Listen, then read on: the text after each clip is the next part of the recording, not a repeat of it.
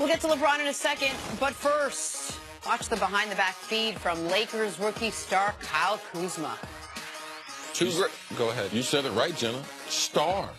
Yes, let's talk about him. Man, he's one of the bright pieces for the Lakers as they move forward, trying to acquire free agents. Kuzma is part of the solution. CC loves some Kyle Kuzma. I mean, loves him. He's a very nice player. A little magic from this Orlando team. Aaron Gordon finishes the dunk from Elfrid Payton.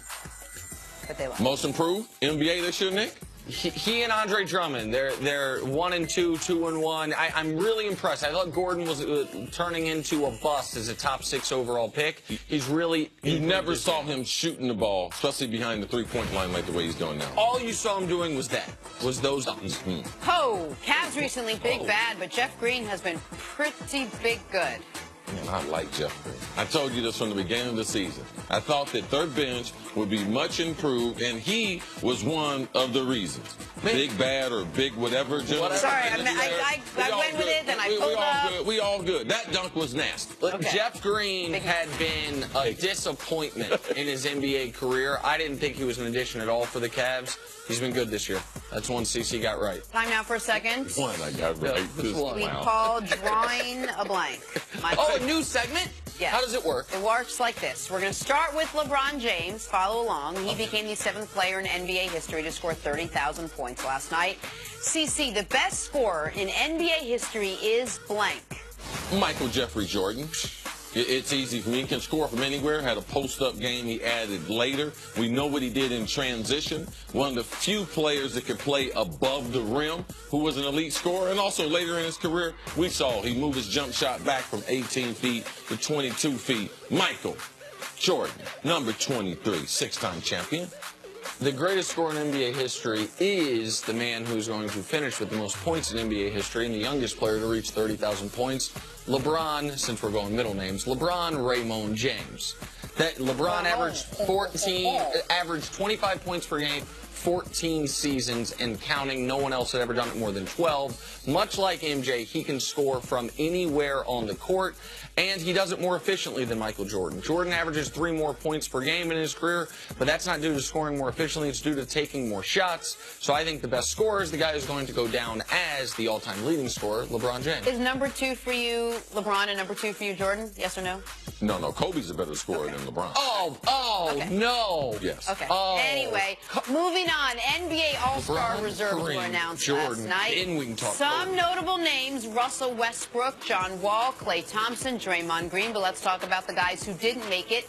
Nick, the biggest snub in the NBA All-Star game is blank. Sweet Lou Williams. Come on, Lou. Paul George has a good case. Andre Drummond's got a case. I get that. But Lou Williams leads the NBA by an enormous margin in points in December. Lou Williams, who is basically on his own due to injuries, carried the Clippers to nearly a playoff seed. Lou Williams, who just out there getting buckets, 14 games of 30 points, 14 times he scored 30 this year. Sweet Lou Williams deserved to be in the All-Star game, and I don't root for injuries. But I hope someone in the West can't play in the All-Star game so Lou Williams gets in. Yeah, Lou Williams probably not going to be the first choice if they have an alternate, Paul George. What? Because, you know the reason why? He's a regular All-Star.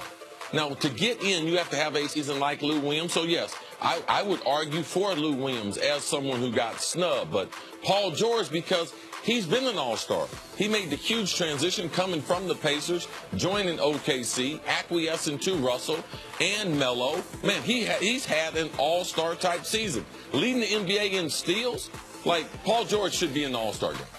All right, I like the way you said. Let's just put them both in and take out Draymond and Klay. Fine. No, Clay's supposed to be in there. Moving on. Look at the numbers, number guy. Kawhi Leonard, he's only played 9 games this year, and reports are he wants out of San Antonio. Despite all this, Gregg Popovich is rejecting the idea that the Spurs are a soap opera this season. So, CC, next season, Kawhi Leonard will be playing for blank. Man, this is tough because LaMarcus Aldridge, he went to Popovich this offseason and asked him to be traded. And Pop said, you know, what can I do for you? And he was like, no, there's nothing you can do for me. I want to get out of here. And he was like, okay, no problem. Go get me Kevin Durant. I mean, I don't know what he's going to tell Kawhi, go get LeBron James, but I do know that the friction there is real. We typically don't hear about stuff like this from San Antonio. I believe Kawhi, don't know what team, but I believe he doesn't play for San Antonio next year. So a new team? Yes, I believe he will be traded. Wow. Well, that would be a jaw-dropper. A superstar with that much time left on his contract at that age being traded would be a jaw-dropper, which is why I think the answer is the Spurs. I don't know. Kawhi's a curious guy. We don't know much about him. Like, no. I don't know much about his circle. I know that you have a contact with his agent, so, like, you know a little more than I do about who he is off the court. But Kawhi would have been, like, my last draft pick of superstars who are going to cause drama for their teams this year. I wouldn't have thought Kawhi. Kawhi's had enormous success in San Antonio.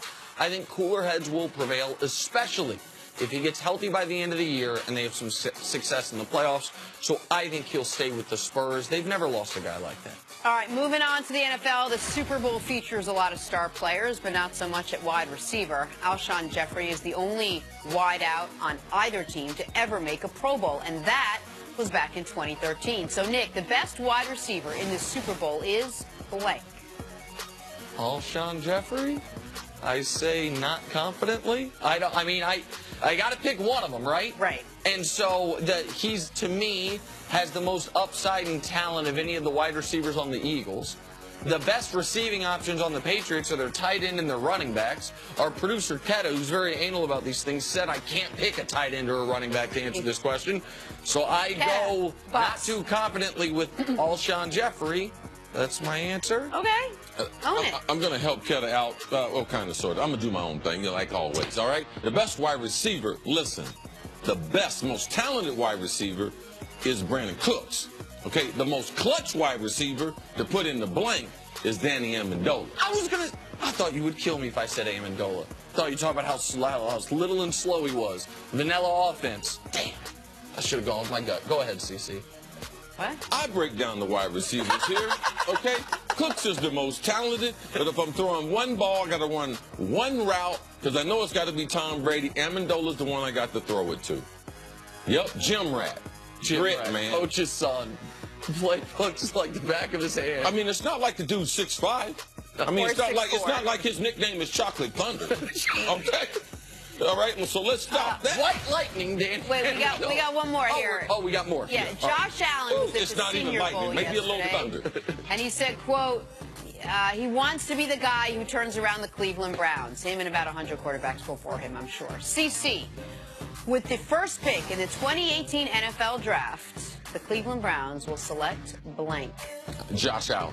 I told Nick this off the record about 2 months ago. I had been hearing rumors about general managers were very, very excited. Not only who he is as a football player, but his overall size, how much bigger he is than the other two quarterbacks, and how he was raised. Now, he was raised on a farm in California. He comes from 3 generations of farmer. He's a hard-working, he's a gritty guy. Now, all the other quarterbacks are from California, too, but it ends like in beaches. You know, he is a farmer and a hard-working guy. I think he fits in the culture well in Cleveland. Oh, I believe they will select Josh Allen. Why do I believe that? Because they pick the wrong quarterback every time, so why change now? Josh Allen, he's got great hand size. He's got great height. He's got a great story. He's not very accurate. He won 7 games at Wyoming, didn't play against great competition, had terrible stats, but stats are for losers. I have no reason to believe Josh Allen's going to be a good pro, so that's why, of course, that's who the Browns will select with the first overall pick. Hey, he put some thought into the answer, so you got to give Nick credit for that. He definitely thought that one through. What, you think I didn't think my other ones through? No, I guarantee he didn't know that Josh Allen came from 3 generations of farm. I do, because you keep telling me. You're like, Rosen's from a beach, Darnold's from a beach, Allen milks cows with his giant 14-inch hands, grip a ball in the cold in Cleveland. Those are big hands. Hey, coming up, is Tom Brady not just the greatest football player, but the greatest athlete ever? We'll break it down next on First Things First. Hey, now. 3rd generation. You got to give a guy credit for milking a cow now. Not knowing exactly what something is can get